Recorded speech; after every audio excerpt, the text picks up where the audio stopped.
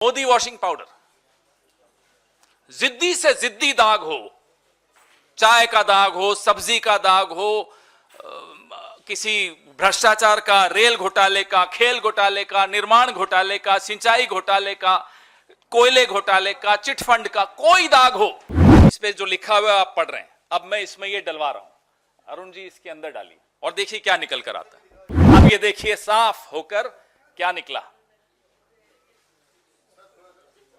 8,552 करोड़ की washing machine जिद्दी से जिद्दी दाग छुड़वाएगी। आप भी खरीद लीजिए, काम आएगी। इसमें एक स्पिन का बटन भी है, स्पिन। वो स्पिन का बटन अगर आप दबा दें तो फिर कोई घोटालेबाज वो राष्ट्रभक्त बन जाता है, स्पिन हो जाता है पूरा गोल।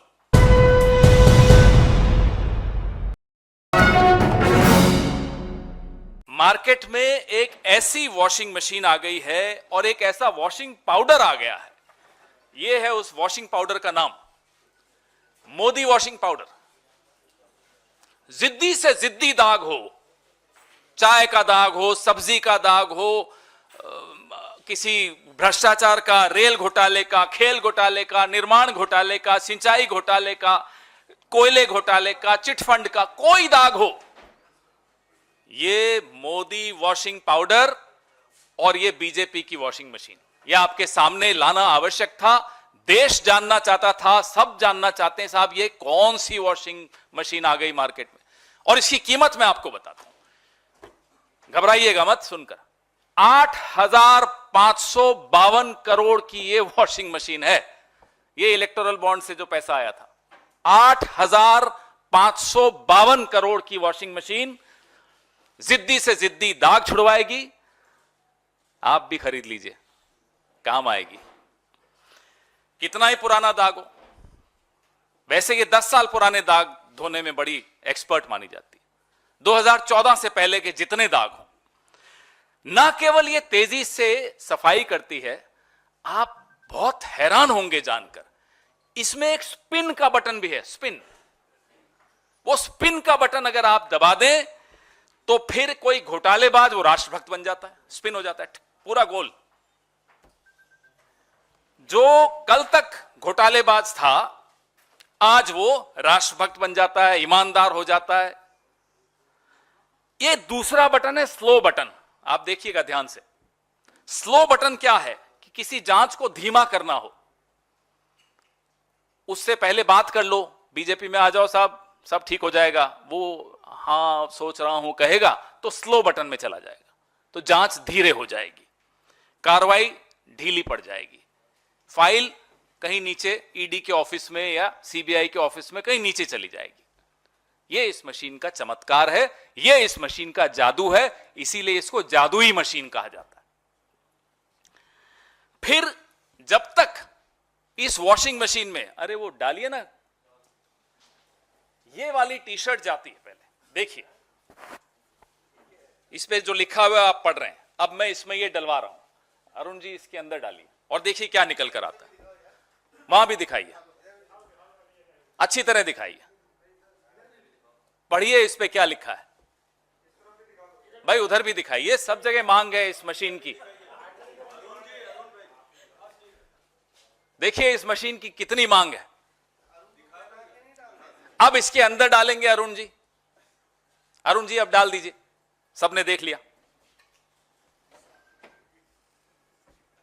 देखना क्या बोल रहा है, बोलो प्रेस कॉन्फ्रेंस जी। अब देखिए इसके भीतर से बटन दबाओ ना, स्पिन वाला दबाओ, सारे बटन दबाओ और निकालो, देखो क्या निकलता है।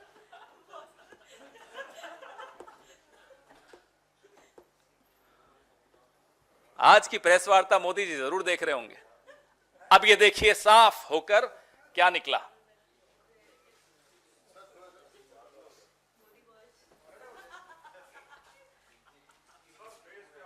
कोई बात नहीं, मेरा फेस इंपॉर्टेंट नहीं है, ये टी शर्ट इंपॉर्टेंट है।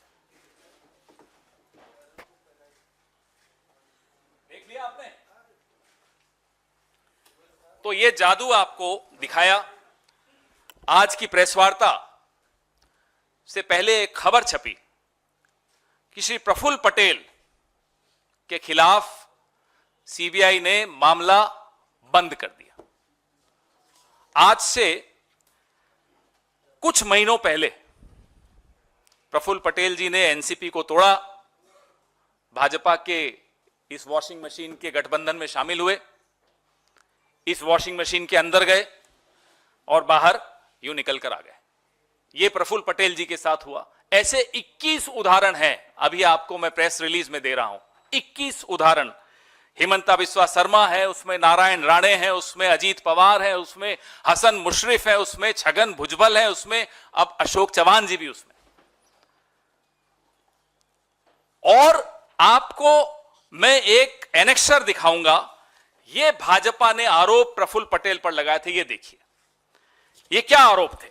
ये आरोप थे कि एयर इंडिया को लीज पर हवाई जहाज लेने की कोई जरूरत नहीं थी, लेकिन प्रफुल्ल पटेल जी ने, मंत्री जी ने जबरदस्ती फाइल मूव की और लीज पर, पट्टे पर हवाई जहाज लिए, जिससे 3000 करोड़ से ऊपर का नुकसान हुआ। और वो पैसा आरोप लगाया गया कि हमें मिला यूपीए की सरकार में।